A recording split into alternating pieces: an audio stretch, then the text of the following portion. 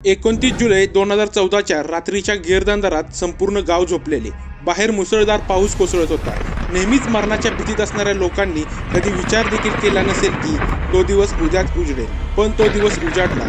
दिनांक 30 जुलै, बुधवारची नुकतीच उजाडू लागलेली सकाळची वेळ. माळीण गावाच्या डोंगरात स्फोटक सदृश्य आवाज झाला आणि मातीचा ढिगारा अचानक खाली घसरू लागला.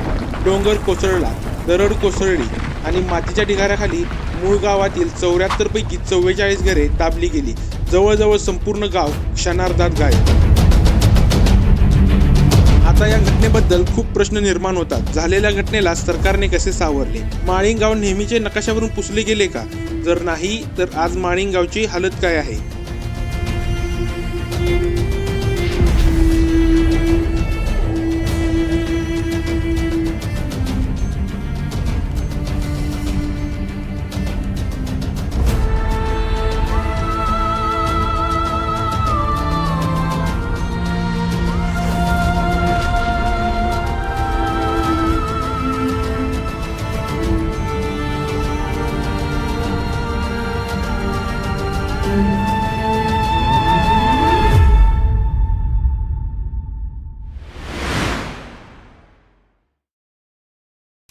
आंबेगाव तालुक्यातील माळीण हे आदिवासी भागातील गाव.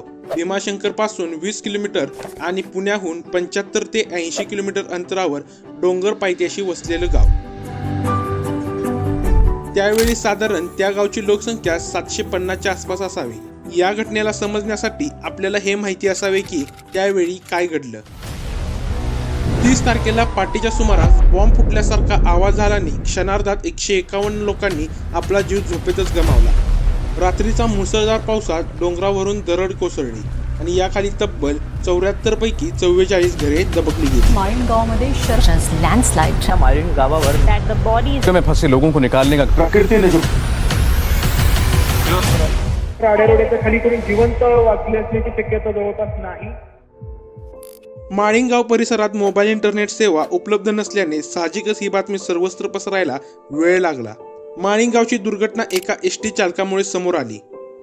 ही घटना प्रशासनाला समजताच एकसारखा दमदार पाऊस व इतर अडचणींना तोंड देत पुण्यावरून NDRF म्हणजेच नॅशनल डिझास्टर रिस्पॉन्स फोर्स ही टीम 400 जवान, डॉक्टर्स, नर्सेस सहित माळीण येथे दाखल झाली.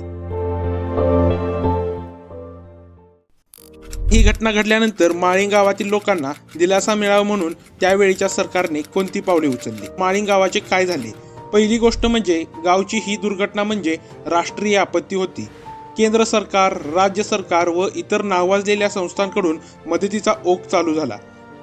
माळीण गावातील सर्व घरांचे व आजूबाजूच्या अन्य घरांचे पुनर्वसन, संसार उपयोगी वस्तू पुरवण्याचा निर्णय व मृत व्यक्तींच्या वारसांना आर्थिक मदत देण्याचे आश्वासन राज्य सरकारकडून करण्यात आले. अशा घटनांची पुनरावृत्ती होऊ नये म्हणून पश्चिम घाटातील गावांचे शास्त्रीय सर्वेक्षण केले जाण्याचे सरकारने सांगितले.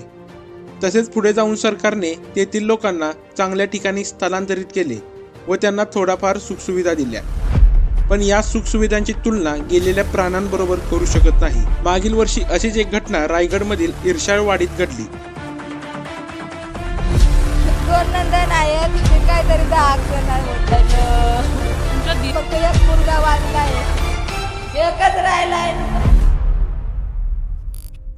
माळीण गाव आज देखील नकाशावर आहे. आजही त्या गावात लोक राहतात. एकंदर गावची परिस्थिती काय आहे? सर्वात आधी बचावलेल्या लोकांसाठी पुनर्वसन करणे हे टोकाचे काम होते. हे पुनर्वसन पूर्वीच्या माळीणपासून जवळच आहे.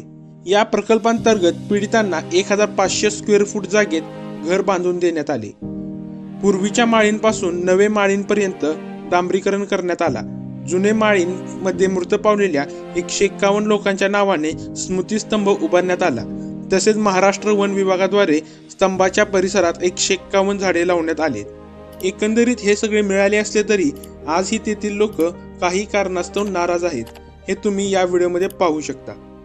इथून आमचं पुनर्वसन समजा खाली गावाकडे केला असता कुठे डोंगर आहेच वर, इकडे होत आणि इकडे आहेच. जरी आज त्या लोकांना सुख सुविधा मिळाल्या असल्या तरी मरणाचे संकट मात्र डोक्यावर आहे. आता थोड्याच दिवसात मोठा पाऊस लागेल. मी या व्हिडिओद्वारे सरकारला मागणी करेल की लवकरात लवकर अशा परिसरांचे निरीक्षण करून पुढचे पावले ताडोताड उचलावीत। मला आशा आहे की हा व्हिडिओ तुम्हाला आवडला असेल। अशा शैक्षणिक इन्फॉर्मेटिव्ह व्हिडिओसाठी आपल्या चॅनेलला सबस्क्राईब करायला विसरू नका। जय हिंद, जय महाराष्ट्र, खूप खूप धन्यवाद।